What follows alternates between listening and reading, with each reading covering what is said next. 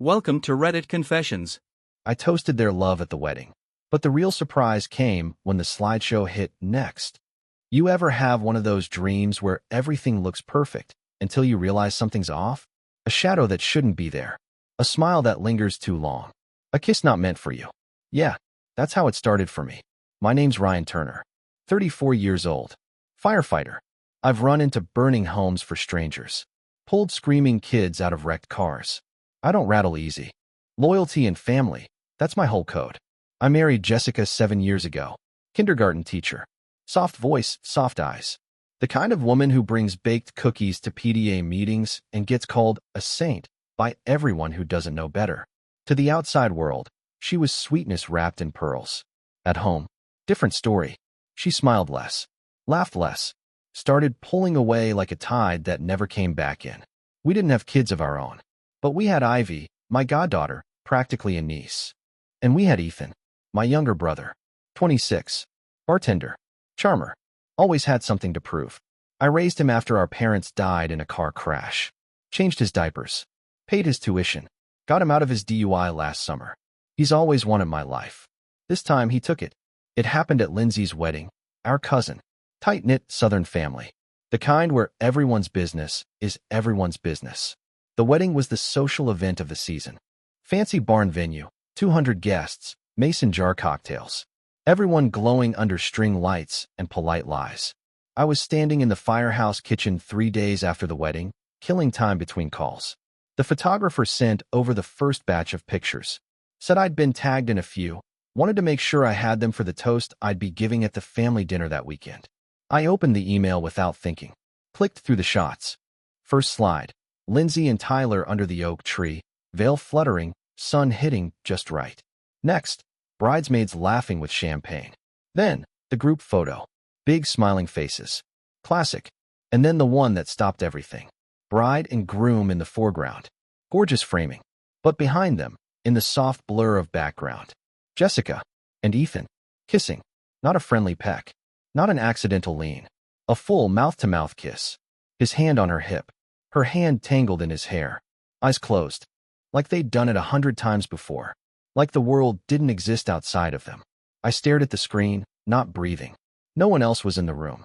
Just me and the hum of the coffee machine and the image of my wife and my brother breaking me wide open. I zoomed in. The timestamp confirmed it. 7:42 p.m. Right after the first dance. Right before the toast. While I was hugging my grandmother and laughing with my cousins, they were behind the barn, kissing like teenagers. I sent the photo to myself, deleted the email, then sat there, staring at the wall. I didn't scream, didn't cry. Instead, I pulled up the speech I'd been working on. I just finished it that morning. About love, about loyalty, about how family is the only thing that matters when everything else burns down. Now, I added one more line. To family, the people who lift you up or push you off a goddamn cliff with a smile. I stared at that photo until my phone buzzed. Jessica, grab wine on your way home. Ivy's sleeping over at mom's. There was a heart emoji at the end. Same one she uses when she texts Ethan. I've seen it. I replied, of course. Anything for you. Because I wasn't ready to confront her. Not yet. No, I wanted them both to squirm. At dinner that night, Jessica wore the same innocent mask she always did. Asked if I'd gotten the pictures. Said she hoped they made it into my toast. They're beautiful, huh? She said, pouring wine. Almost perfect. Almost. I smiled, touched her hand, kissed her cheek. Then I excused myself, went into the garage, and printed the photo. Folded it into my notebook. Because here's the thing about betrayal. It deserves an audience. And they were about to get one. This Saturday, at the post-wedding family dinner, I'd be standing up in front of everyone with a slideshow, photos playing on a big screen. Starts with baby pictures, ends with wedding day smiles. But right in the middle, right between the bouquet toss and the group dance, there it is, that kiss, frozen in time, framed by fairy lights. My wife, my brother, and me, I'll be holding the clicker. You'd be amazed how easy it is to smile while planning someone's destruction. Southern families are built on sweet tea, prayer circles, and polite lies. So when Lindsay's mama asked me to give a toast at the post-wedding dinner, I said yes with a grin. Jessica beamed when she heard. Said she was proud of me. Said she loved how I always knew just what to say. She didn't realize I was already rehearsing the moment I'd rip her world apart. The dinner was held at Lindsay's parents' lake house. String lights over the back patio. White linen tables. Mason jars with floating candles. All the women in floral dresses. All the men with tucked-in shirts and barely hidden hangovers from the wedding. I wore the same suit I'd worn to the reception.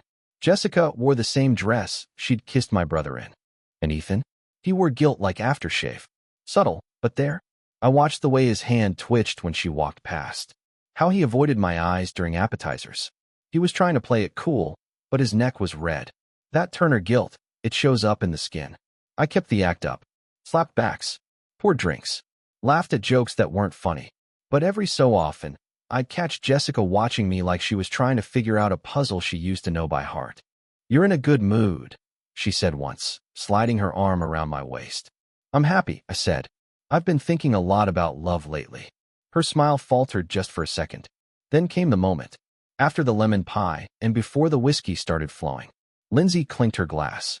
"Before we all get too drunk to remember our own names," she said, giggling, "I want to give the mic to my cousin Ryan, our hero firefighter and the best toast giver in Georgia." Everyone clapped. Jessica kissed my cheek. I stood, and the room got quiet. "Thank you, Lindsay," I began, looking out over that sea of familiar faces. "You look like a queen on your wedding day." Tyler looked like a man who knew he got lucky, and smart enough not to screw it up. Laughter. I smiled. "I've been thinking a lot about love lately. About what it really means." I felt Jessica shift beside me, crossed her legs, tapped her fingers on her wine glass. "Love's not always loud," I said. "Sometimes it's quiet. It's helping your partner zip up a dress before a wedding. It's picking up their favorite wine on the way home. It's staying even when the house gets cold." I looked right at her then. "And sometimes, it's pretending you don't see things." She blinked. Fast. "But tonight," I said, raising my glass, "is about Lindsay and Tyler. The happy couple. May your love be honest. May your hearts stay true. And may no one ever betray your trust." Dead silence. Then, polite clapping. Except from Jessica. She was staring at me now. Really staring. Like she'd just felt the first tremor before the earthquake. I sat down. Kissed her temple. "You okay?" I whispered. "Yeah," she said, but her voice was dry. "Good," I said. "You're gonna love the slideshow." It started like all family slideshows do. Kids and sprinklers. High school prom photos. Baby pictures of Lindsay with cake on her face. People laughed. Whispered. Passed around more whiskey. Jessica was tense beside me now. Hands in her lap. Breathing shallow. Then came the reception photos. First dance. Champagne toasts. Bridesmaids in a row. Then it glitched. A flicker. Static. Then, there it was. The photo. Jessica. Ethan. Locked in a kiss behind the bride's veil. Clear as day. Gasps. Lindsay's aunt dropped her fork. Someone muttered, "No way." A kid whispered, "Mom, what's happening?" Jessica's hand gripped my arm like she was falling. She turned to me, pale. "You said," she started. I leaned close. "Wait till you see the rest," I whispered. Her jaw locked. "Ethan?" He just froze. Didn't blink. Didn't breathe. I watched him look around. Watched the room turn on him with wide eyes and sharp whispers. His hands shook as he set down his drink. But me? I just sat back and let it play. People see us now and think we're nothing alike. Me, the calm one. Responsible. Built like the walls I walk into on fire calls. Ethan, the wild one. Fast talking. Always grinning like he's just gotten away with something. But they don't know what we've been through. When I was 19, our parents died in a wreck. Straight highway. No other cars. Dad fell asleep at the wheel coming home from a church fundraiser. Ethan was 12. That night, I became his legal guardian. Not his big brother anymore. His whole damn world. He cried through the funeral. I didn't. I held it in, because someone had to. I dropped out of college. Took a job at the firehouse. Moved us into a rental with a busted AC and no cable. Cooked him eggs every morning and made sure his homework was done. Ethan would tell his friends I was his brother, but sometimes I'd hear him call me Dad under his breath. Never corrected him. I never asked for that role, but I never walked away from it either. Ethan was the kind of kid who needed attention like air. Always doing something stupid for laughs. First to try weed. First to sneak out. First to lie with a smile. Still, I loved him. Fought for him. Saved his ass more times than I can count. When he dropped out of community college, I paid for bartending school. When he got fired from the diner, I called in a favor at a bar across town. I bailed him out of jail last year. DUI. Swore it was a one-time thing. He cried in the parking lot. Hugged me like a little kid again. Said, "You're the only one who never gave up on me." Maybe that was my mistake. Because somewhere along the way, Ethan stopped trying to be like me and started trying to take what I had. He liked Jessica from the start. I saw it in the way he hugged her a little too long that first Thanksgiving. The way his jokes always landed a little harder when she laughed. She said I was imagining things. That Ethan was just a flirt. But I know the look of a man who wants what isn't his. I see it in house fires. How fast flames spread when you ignore the first spark. 3 days after the slideshow, I was still playing the part of the steady husband. Still smiling. Still sweet. Still waiting. Jessica was in the shower. Her phone was on the nightstand. I didn't need to open it. I'd already seen the photo, but I needed something else. Something I could hold in my hand. So I went to Ethan's place. Said I needed to talk. He wasn't home. Door was locked. I didn't care. I'd helped him install that deadbolt. Still had the spare key on my ring. Let myself in. His apartment was a mess. Empty liquor bottles. Crumpled clothes. That same poster of Johnny Cash he's had since high school, still taped crooked on the wall. And on the kitchen counter, a chain. Thin. Gold. Simple. It caught the light. I knew it instantly. It was the necklace I gave Jessica on our 3rd anniversary. Had it custom made. Tiny heart with our initials engraved on the back. She wore it every day, until a few months ago, when she said the clasp broke. Now here it was. In Ethan's apartment. No clasp broken. No damage. Just hidden. I picked it up. Turned it over. Still had the little R+J etched into the back. It felt cold in my hand. Like a switch being flipped. That was the first time I felt the rage. Not the quiet kind I'd been nursing. Not the slow, methodical fury that fueled the slideshow. This was something else. Something hot. I put the necklace back exactly where I found it. Left the apartment.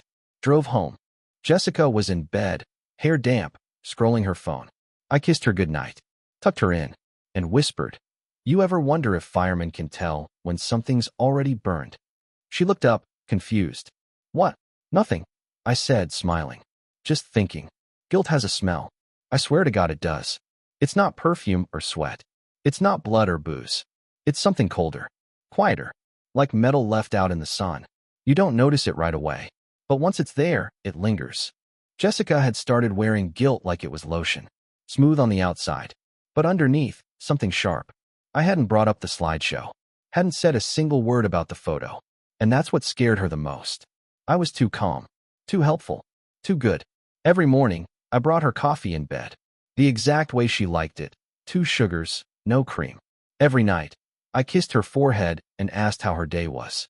She kept waiting for the explosion. It never came. One evening, we were cleaning up after dinner, grilled chicken and her favorite salad with cranberries and walnuts. She reached across the table to grab a glass and knocked over her wine. It spilled across the table like blood. She jumped up, grabbing napkins, dabbing at it furiously. "Damn it," she muttered. I stayed seated. "Calm.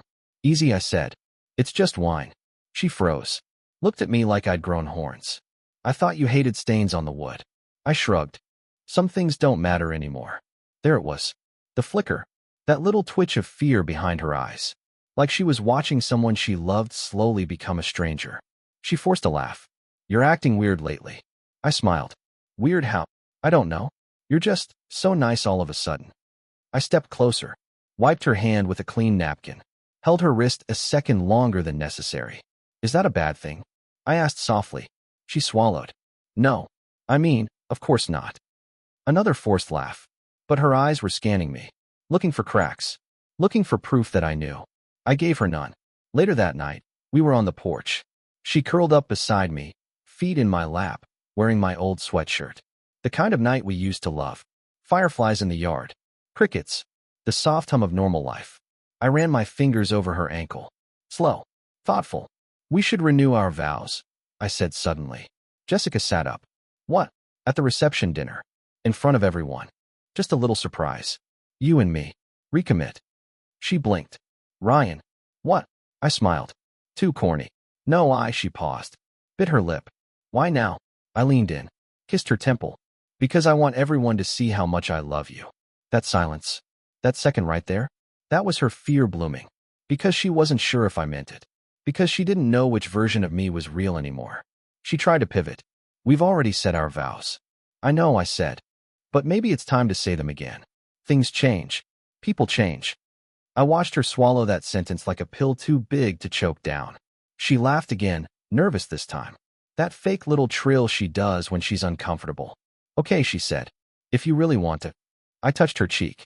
More than anything. She couldn't sleep that night. I heard her get up twice.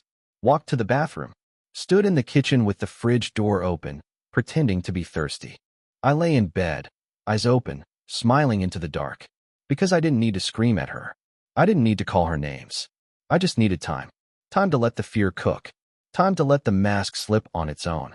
The next morning, she kissed me goodbye at the door, but it was quick. No eye contact. Have a good shift, she said. You too, I replied. Then I watched her get into her car, sit there a little too long, hands gripping the wheel like she was bracing for something. Her engine started. She didn't look back. Good. Because I wasn't done yet. Not even close. The morning started like any other. Alarm at 6:15, black coffee, silent kitchen. Jessica was already gone. Left early. Claimed she had parent-teacher meetings. I didn't ask questions. Just watched her car disappear down the road like it was running from something. I sat at the table with my phone. Stared at the photo again. Their kiss. That perfect little betrayal frozen in time. I'd looked at it 100 times now, zoomed in on every angle. Her hand on his neck, the shape of his smile, the way their heads tilted like they'd done it before. But there was still a part of me that needed confirmation. Then the phone rang. Unknown number. I let it go to voicemail. 3 minutes later, it buzzed again. Same number. This time I picked up. Ryan Turner? Speaking. Hey man, this is Caleb. I was the wedding photographer. Lindsay's wedding. I sat up straighter. Yeah? Sorry to call so early. I wasn't going to bother you, but I've been going through the raw files and, I don't know, something didn't sit right. I stayed silent. He continued. There's a photo I didn't include in the final edits. Thought it was just a fluke. You know, bad framing. But now that I look again, it looks intimate. Go on, I said. It's your wife, he said carefully. And another guy? The bartender. I think he's your brother, right? Ethan? I closed my eyes. Took a breath. I know, I said. Caleb hesitated. You do? Yeah. I saw the one behind the first dance. There's more. My eyes opened. What do you mean? I caught a whole sequence. It was during the bouquet toss. Most people were facing forward, but I was taking crowd shots, candids, atmosphere stuff.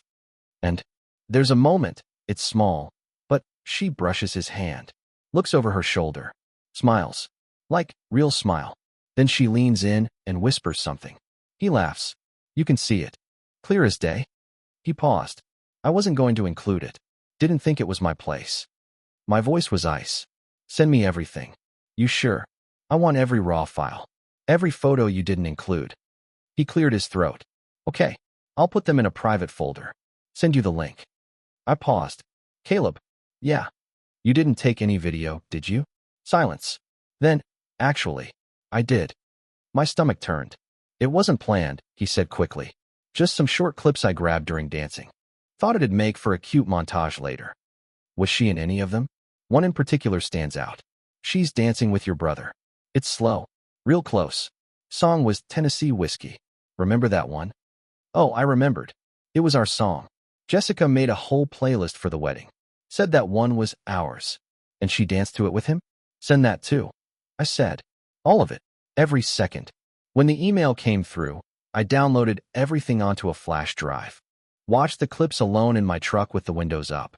I watched my wife throw her head back and laugh at something Ethan said. Watched her rest her head on his shoulder during my song. Watched her whisper something into his ear. And watched him lean down, kiss the side of her neck. Quick, soft, and way too damn familiar. She didn't pull away. She just smiled. I paused the video. Stared at her face. That wasn't guilt. That wasn't hesitation. That was a woman who knew exactly what she was doing and loved every second of getting away with it.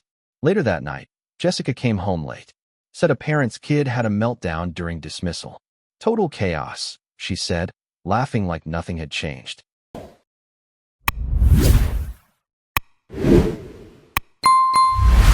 Then I turned around, looked her dead in the eyes. You know what might be nice? I said. For the slideshow. A few candids. Something real. She blinked. What?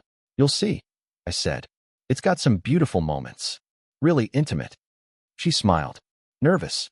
Laughed that little fake laugh again. But this time it cracked. Just a little. The zipper caught halfway up her spine. Not stuck. Just hesitant. Like it, too, was holding its breath. Jessica stood in front of the bedroom mirror, back to me, shoulders bare, hair swept to one side. Can you help me? She asked, her voice light. Like nothing was wrong.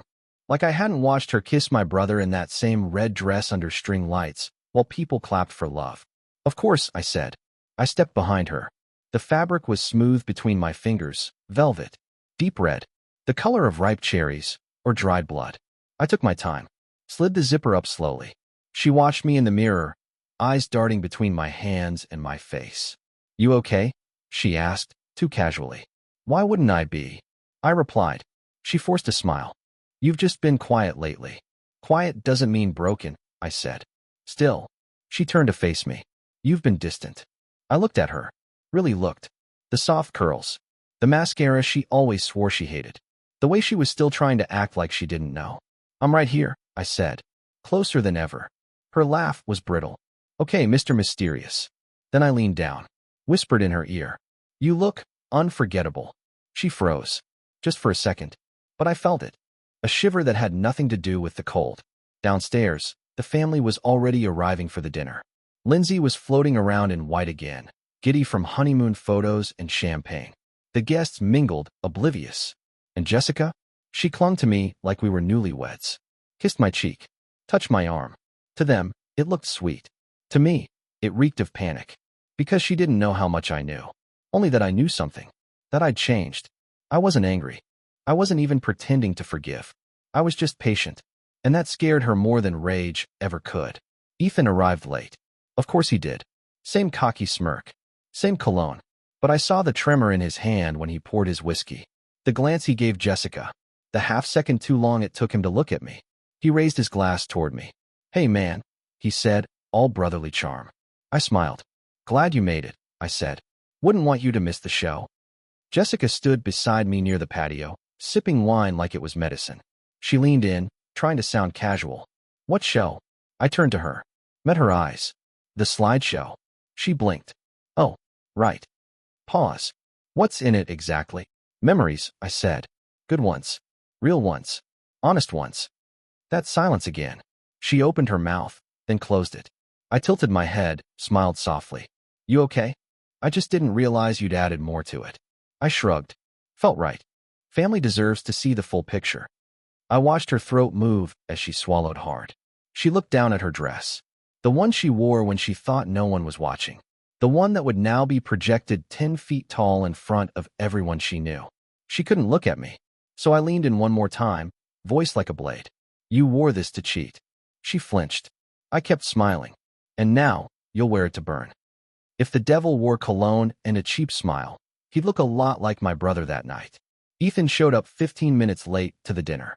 Same routine, hands in pockets, pretending not to notice the eyes following him. Small-town families don't forget faces. And they sure as hell don't forget scandals. Even if most of them hadn't seen the photo yet, something was already in the air. A stiffness. A buzz. The kind of tension you feel before a thunderstorm. He tried to act like he didn't see me across the room. But I saw him. And I watched Jessica see him, too. That microsecond of panic in her eyes. The flash of guilt. Of memory. Of skin against skin under fairy lights. I turned back to my drink and waited. It was during dessert that Ethan finally made his move. Came up behind me while I stood near the patio, looking out over the lake. Bourbon in one hand. Flash drive in my pocket. He clapped a hand on my back like he used to when we were kids. Hell of a night, he said. I didn't turn around. Just took a sip. Sure is. He laughed a little. Nervous. You always did know how to pull off a show. I mean, this whole family thing, the toast, the slideshow. His voice trailed off. I let the silence do the heavy lifting. Then he cleared his throat. I'm proud of you, man, he said. Seriously. I turned slowly. Looked him right in the eyes. You proud of the slideshow? I asked. He blinked. Huh. The one I'm about to play. He paused. Smile faltered. Right. Yeah, Lindsay's wedding stuff, right? Sure, I said. Some of it. He stared at me for a second too long, then forced another grin. Man, you've always had a twisted sense of humor. You would know, I said. I took a slow step forward, closed the space between us.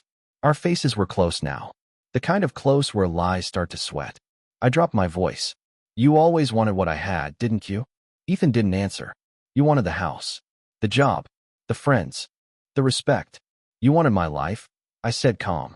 But you didn't take my life, Ethan. You took my trash. His jaw clenched. I smiled. Thing about being the younger brother? I continued. You spent your whole damn life watching me, learning how to copy me, pretend. But the one thing you never learned, pause, was how to live without shame. He looked away, swallowed hard. You made your choice, Ethan.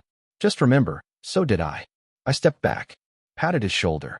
And tonight, you're going to get exactly what you wanted. He looked up. What's that? I grinned. Everyone's attention. Back inside, guests were gathering around the screen. Lights dimmed. Music lowered. Jessica stood stiff by the wine table, holding her glass like a lifeline. Ethan lingered near the back. And me? I walked up to the mic, tapped it once, and smiled. Thanks for being here, everyone. Before we wrap up this beautiful evening, I thought we could take a little trip down memory lane. She stood by the screen, hands trembling slightly over a half-full wine glass, pretending to talk to Lindsay's aunt about flower arrangements. But her eyes kept flicking to me, like she knew something was coming. She just didn't know what. Jessica had always been good at pretending, but not tonight. Tonight her mask was cracking. The slideshow was ready. The flash drive was in the laptop. The remote was in my pocket. But first, I had to say goodbye to the version of us that once existed, to the boy who believed her, to the man who built a life with someone who was never really in it. I walked over to her, touched the small of her back. She jumped, then smiled, quick and too wide. Everything okay? She asked. Better than ever, I said. She looked at me for a long moment. The fear was there now, full, unhidden, and maybe, just maybe, a flicker of regret. Can we talk? She asked. Before everything starts? I nodded. Let her outside. Around the corner of the house, where the lights didn't reach, where no one could see, where they kissed, where the photo was taken. She stopped, arms folded, eyes darting to the shadows like they might come alive. What is this? She asked. I stepped closer, brushed a strand of hair behind her ear. You remember our first kiss? I asked. She blinked. What? Outside the diner. After your shift. It was raining. She nodded slowly. Yeah. You said you didn't kiss on first dates. And then you did anyway. She laughed, just barely. I guess I did. I leaned in, pressed my forehead to hers. She froze. You kissed me like you meant it, I whispered. She didn't speak. And now, I'm going to kiss you like it's the first time. She whispered, Ryan. But I didn't let her finish. I kissed her. Not rough. Not angry. Just slow. Deep. Honest. Like I was kissing the ghost of something already dead. When I pulled back, she looked like she was about to cry. But she didn't say why. Didn't have to. Because I saw it in her face. The truth of it all. She felt nothing. Except guilt. Not love. Not longing. Just the weight of what she'd destroyed. I love you, she said suddenly. Desperate. Too late. I nodded. I know. Then I turned and walked back inside. Left her in the dark. Alone. Back at the mic, I took a deep breath. Let's take a trip down memory lane, I said into the microphone, as the first slide faded in behind me. Smiles. Childhood. Family. Jessica hadn't moved. Still standing where I left her. One hand over her mouth. The other? Still holding the wine glass like it might save her. The mic was warm in my hand. The screen behind me flickered to life. Soft music playing. Pictures beginning to fade in one after another. Lindsay smiled from the front row. Tyler had his arm draped lazily over her shoulder. Jessica stood at the edge of the crowd, back near the wine table, half hidden by a column. Ethan leaned against the far wall. He had no idea he was leaning on a fuse. The first few slides were safe. Childhood photos. Family barbecues. Ryan and Ethan in matching shirts, aged 6 and 14. One of Lindsay as a toddler, covered in cake. People laughed, whispered, wiped at misty eyes. Jessica wasn't smiling. I glanced her way between slides. Her wine glass was empty now. She held it like a shield. Slide 12. Me and Jessica at our engagement party. Slide 13. The wedding. She was glowing. Slide 14. Ethan giving a toast at our reception, glass raised high. Eyes fixed on Jessica more than me. That one stayed on a beat longer. Someone cleared their throat. Slide 15. Ivy asleep on Jessica's lap during last Christmas. Slide 16. Jessica laughing at something Ethan whispered during a family dinner. The music slowed. The lights dimmed slightly. Time to pull the pin. Slide 17. Black screen. Then, it flashed in. That photo. The one not meant to be seen. Jessica and Ethan. Behind the bride and groom. Locked in a kiss. His hand on her lower back. Her fingers in his hair. The room went completely silent. Someone gasped. A fork clattered onto a plate. I heard someone whisper, "What the hell?" I stood still. Didn't blink. Didn't breathe. Just watched. Ethan pushed off the wall. Stiff now. His face drained white. Jessica, she wasn't moving. Glass still in her hand. Frozen. Every single person in that room was staring at the screen and then turning to stare at them. Slide 18. A close-up of that same photo. Zoomed in. Clearer. No more ambiguity. No more excuses. The truth was in pixels now. The next slide played. Jessica slow dancing with Ethan at the wedding. Her hand on his chest. His lips brushing her neck. Aunt Marie gasped loud. Tyler muttered, "Is this a joke?" I took the mic again. Smiled. Cleared my throat. "I want to thank everyone for being here tonight," I said calmly. A few eyes turned to me, wide, searching for answers. I kept talking. Love is built on trust. And sometimes, trust is broken in quiet places. Behind barns. Beneath fairy lights. When you think no one's watching. I turned slightly toward the screen. Then back to the crowd. "I thought I'd show you a memory tonight. Something worth remembering. Something real." Jessica took a step forward. Her lips parted. "Ryan," she whispered. But I wasn't done. The next photo hit. Her in Ethan's lap in the back of his car. Raw. Blurry. But undeniable. Slide 20. The necklace I gave her. Hanging from Ethan's rearview mirror. The music stopped. Dead air. A child in the back started crying. Someone whispered, "Oh my God." I stepped off the stage. Walked past Jessica. Didn't look at her. Didn't touch her. Didn't stop. I heard her call my name again. Softer this time. Like a prayer. Like guilt given shape. But I kept walking. Because this wasn't for her. This was for me. It started with a whisper. One voice in the crowd, soft and confused. "Is that? No. That can't be." Then came the gasp. Not dramatic, just sharp. Real. The kind of sound someone makes when the ground drops out from under them. And then, everything shattered. Jessica's voice cracked first. "Turn it off." She said it like a plea, barely above a whisper. But I didn't turn around. Didn't speak. I just kept walking toward the back of the room. The slideshow rolled on behind me like a guillotine in slow motion. Photo after photo. Every moment they thought was private. Her hand in his. The side glance at the bar. That kiss. That goddamn kiss. "Ryan," she screamed now louder. "Turn it off." Too late. The room was a war zone now. Chairs scraping back. Mouths covered. Someone yelled, "What the hell is this?" Another voice, Lindsay's maybe, said, "Is that Jessica? That's Ethan. That's your brother." Jessica shoved through people, eyes wide, face pale, lips trembling. She ran straight toward the screen like she could rip it off the wall and erase everything with her hands. But the image stayed, burned into everyone's eyes, into their memories, into their judgment. Ethan didn't move. Not at first. He stood there, frozen, staring at his own face on screen. Watching the betrayal play out like a documentary he didn't remember filming. Then someone yelled his name. "Ethan, what the hell, man?" He looked around. Faces glaring. Eyes narrowing. Family. Friends. Strangers who had once toasted him. Now looking at him like a roach under a light. Jessica caught up to me just as I reached the hallway. She grabbed my arm. I stopped. Not because she asked, but because I wanted her to. "Ryan," she gasped, breathless. "Please. We can talk about this." I turned to face her. Her mascara was running. Her hands shook. "I didn't mean," she started. I raised a hand. She stopped. "No lies," I said. "Just let me explain." "You already did," I said. "Every time you touched him. Every time you smiled like I wasn't standing 2 feet away." Her mouth opened, but no sound came out. I leaned in. Whispered it, just for her. "You don't love him. You just hate yourself." That broke her. She sobbed once, covered her mouth, backed away like I'd hit her. I almost wished I had. Back inside, someone shouted, Turn the damn thing off. Caleb, the photographer, was frantically trying to kill the slideshow. The last image frozen mid-fade, Jessica whispering into Ethan's ear, her eyes glowing, his lips on her shoulder. Aunt Marie was crying. Uncle Jeff looked ready to throw a punch. Lindsay? She was speechless. Her perfect family dinner, now a crime scene. I walked past all of it. Out the door. Into the night air. Free. Behind me, I heard Jessica's heels on the patio wood. Ryan. I didn't turn. Ryan, please. Still walking. Say something. I stopped at the edge of the driveway. Turned just enough to look at her. She stood there in that red dress, the one she thought made her beautiful. The one I now knew was soaked in betrayal. Her eyes begged, but I gave her nothing.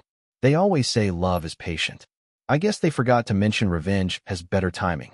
I was halfway across the lawn when I heard the room erupt behind me. Not noise, movement. Chairs screeching. Voices rising. Panic and disbelief spilling into every corner. But I didn't turn back. Didn't need to. Because I knew what was coming next. The final slide. I'd saved it for last. Buried it at the end of the slideshow with a black background and white lettering. No photos. No faces. Just the truth, plain and brutal. To my wife and my brother, may you burn in hell together. Simple. Unforgiving. Permanent. Caleb told me later that Lindsay screamed. That her mom cried. That Ethan tried to unplug the laptop, but it was too late. Everyone saw it. Some gasped. Some just stared. A few even clapped. Southern politeness has limits. And betrayal in a borrowed barn under fairy lights? That'll test them all. I was just stepping off the gravel when I heard her voice behind me. Ryan. She was running. I didn't stop. Please wait. Her heels clicked hard against the stones. One snapped. She stumbled, caught herself, kept going. I walked faster. She caught up anyway. Grabbed my arm. Spun me around. Her makeup was a mess. Tears streaking through her foundation, eyes wild. You can't just walk away, she sobbed. You can't just destroy everything like this. I laughed. Loud. Cold. You think I destroyed it? She started to speak, but I didn't let her. You burned this house down the first time you kissed him. I didn't, she started. Don't, I said. That one word stopped her cold. She wiped at her face with the back of her hand, voice cracking. It was a mistake. I stepped in close. So was marrying you. Behind us, people were pouring out of the barn. Voices raised. Questions flying. Phones out. Lindsay's dad shouting something about disrespecting the family. Ethan nowhere in sight. Coward. Jessica looked at me, broken. I love you, she said. I nodded. I know. Then I turned. And walked away. For real this time. I got in my truck. Closed the door. Looked at the flash drive on the passenger seat. A tiny weapon. But one that hit harder than any fist ever could.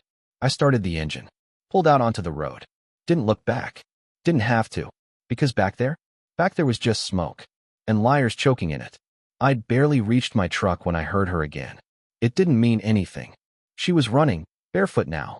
Her heels had broken somewhere on the gravel. I didn't turn around. Didn't need to.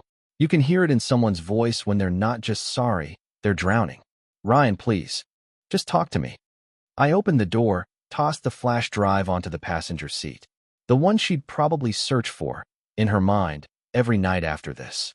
The one that changed everything. That's when I heard his voice. Ryan. Ethan. Of course. Late again. Always arriving when the damage is done. He jogged across the lot, jacket half on, hair a mess, face pale. I didn't move. He stopped a few feet from me, breathing hard, looking like he wanted to throw up. Look, man. I know what it looks like. No, I said, cutting him off. You don't. He flinched. You don't know what it looks like. You don't even know what it is. You've spent your whole damn life pretending to be someone. I stepped closer. He didn't back up. Credit for that, I guess. You wanted to be me? I said. Fine. Take it. Take the stairs. The silence. The weight. Ryan, you don't get to call me that anymore. He blinked. Hard. Like the words hit deeper than he expected. He tried again, quieter this time. It didn't mean anything. I swear. And that's when I laughed. Not loud. Not cruel. Just hollow. A sound scraped from something already dead. You know the worst part? I said. She didn't fall for you. Ethan froze. She didn't love you, Ethan. She just wanted someone close enough to hurt me. He swallowed. His hands balled into fists. But he didn't swing. Because he knew. I kept going. And you, You were too desperate, too pathetic, to see it. He finally looked away. That shame, deep, ugly, paralyzing, washed over him like a wave. I got in the truck, slammed the door shut. He knocked on the window. Don't do this, man. Please, don't walk away like this. I rolled the window down halfway. You already lost, Ethan, I said. I'm just letting you feel it now. Then I drove away. Jessica stood at the edge of the lot, hugging herself like the wind might break her. Ethan didn't move. The engine hummed. The barn faded in the rear view. And for the first time in months, I exhaled. Small towns don't keep secrets. They keep stories. Twisted, stretched, whispered behind church doors and grocery store aisles. Passed along like family heirlooms wrapped in judgment. By sunrise, we were the story. The slideshow had hit Facebook by breakfast. A cousin's cousin posted it with a caption that just said, "Watch until the end, flushed face." 500 shares in 3 hours. By noon, it was on TikTok. By dinner, it was everywhere. Jessica tried calling. 6 times. Left voicemails full of tears and half-truths. I didn't mean for it to happen. It was a mistake, Ryan. Please. I still love you. I never answered.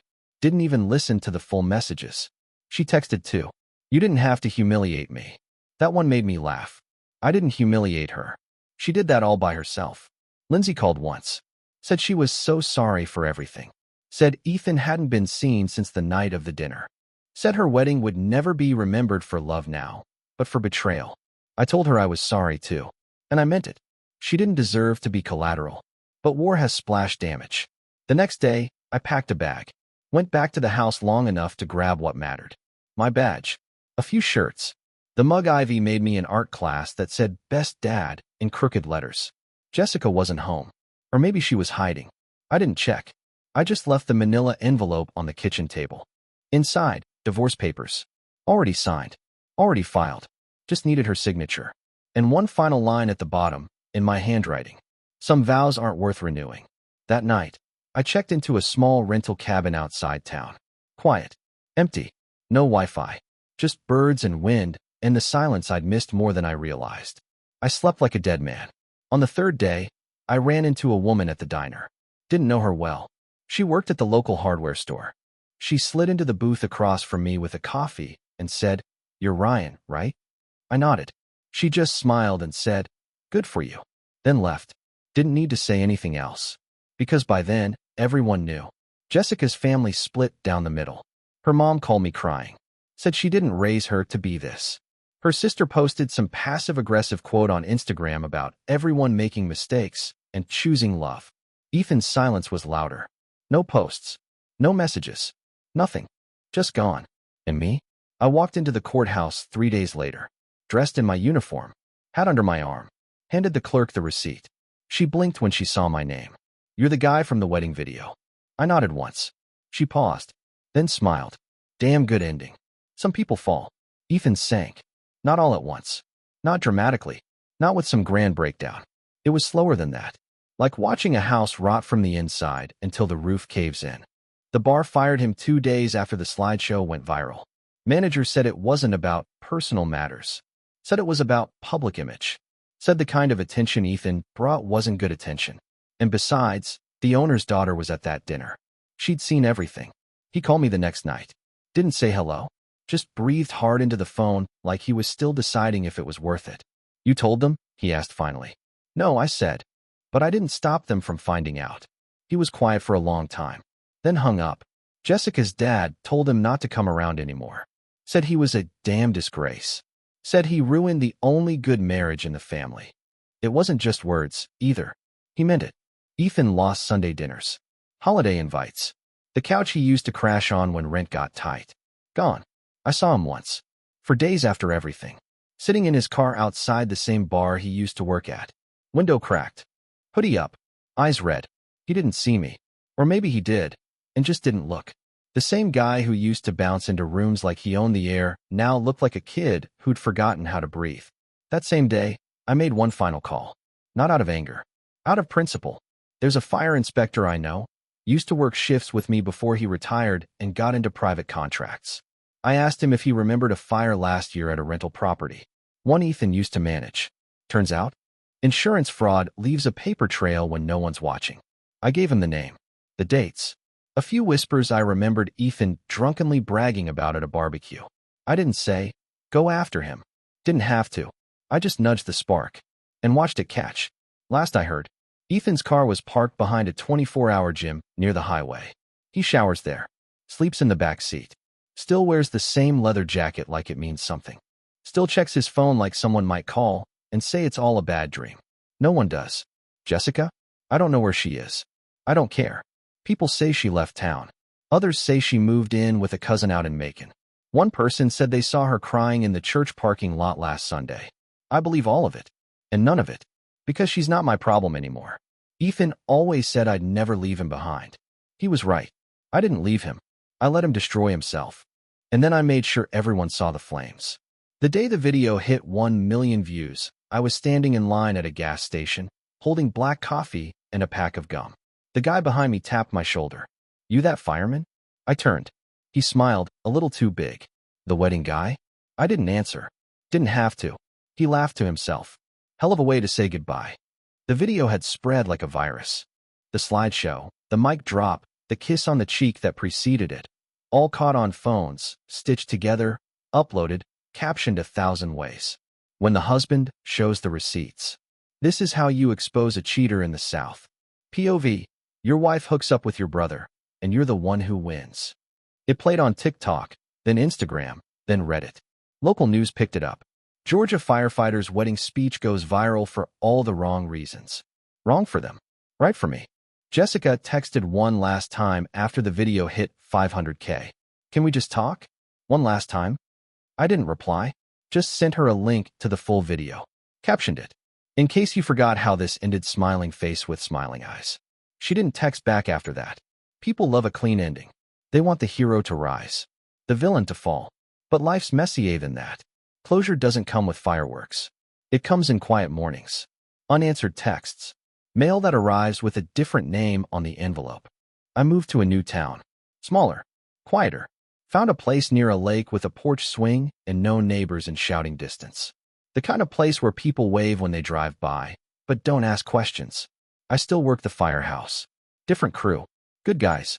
They know of me, but they don't bring it up. They just hand me coffee, slap my back, and say, you good? And I say, yeah, because I am. Sometimes, when the house is quiet, I watch the video again. Not the whole thing, just the ending. The final slide. The look on their faces. The silence in the room. And me? Walking away. Closure isn't always about healing. Sometimes it's about making sure the wound you walk away from never heals for them.